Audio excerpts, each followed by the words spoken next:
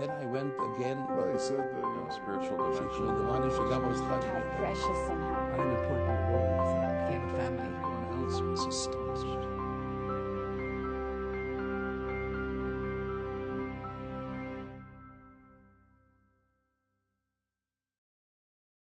בשנת 1972 היה אליוט לסקי סטודנט באוניברסיטה של מדינת ניו יורק בעיר בפלו.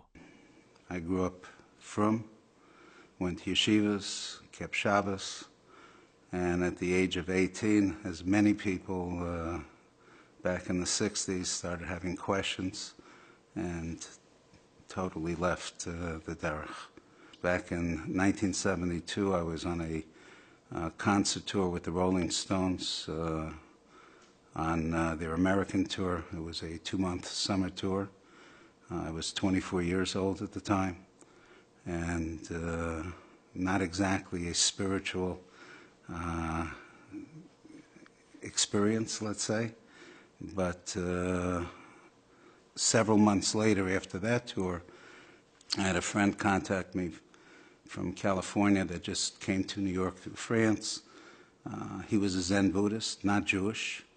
I was in the house of a very close friend of mine. His name was Chipmunk, who was the staging and lighting manager for the Rolling Stones. And meanwhile, my friend is laying this whole Zen Buddhist outline to me, and it sounded very interesting.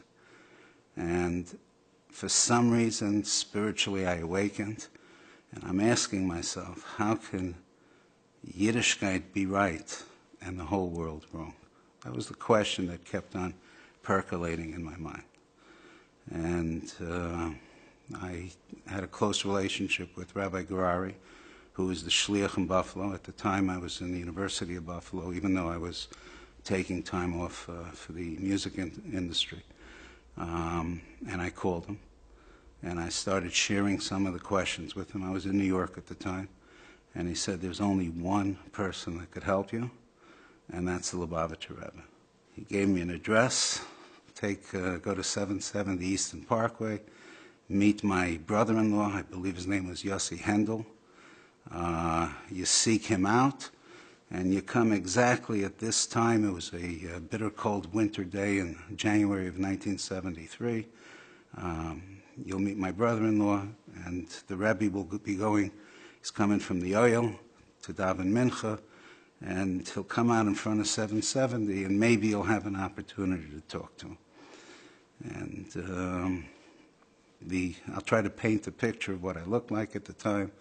I'm wearing snakeskin boots and tight jeans, a leather jacket, no gray, not in my beard, not in my very long hair. There was shoulder length at the time.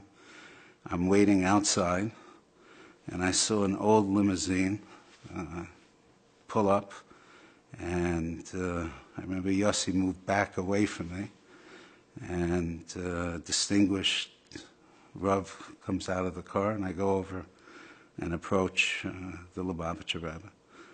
And Yiddish is my first language, as I said earlier, and I stopped him right in front of the steps of 770. I went over to him.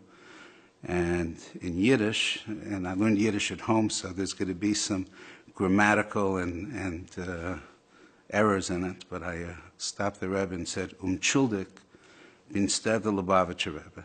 Excuse me, are you the Lubavitcher Rebbe? Our eyes lock. I never in my life saw eyes.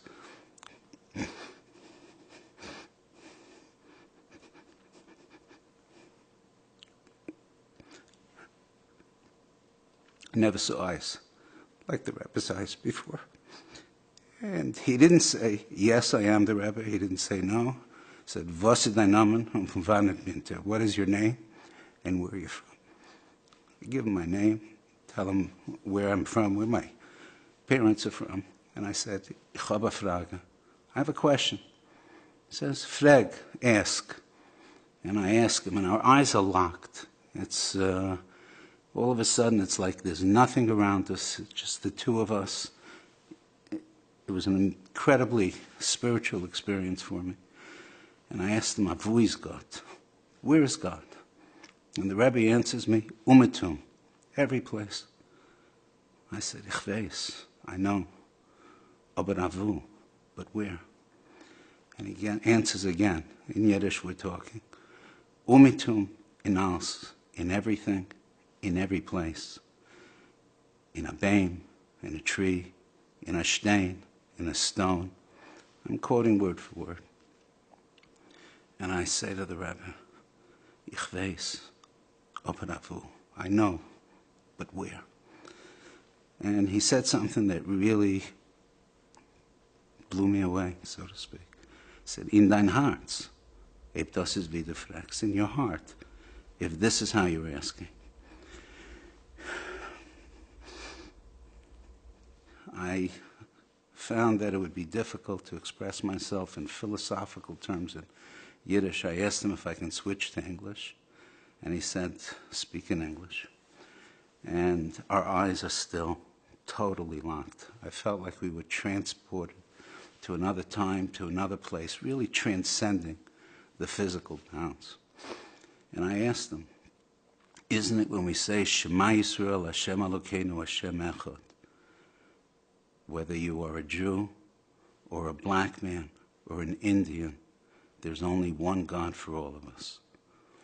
And the Rebbe answered, the essence of the black man is to be what he is as a black man.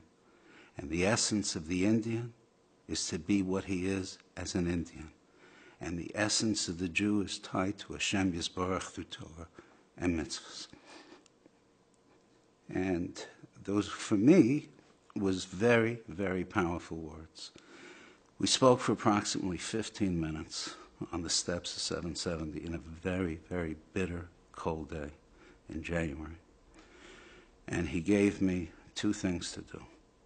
One, to learn the Kitzur Shulchan Aruch in English, and the other to start putting on tefillin.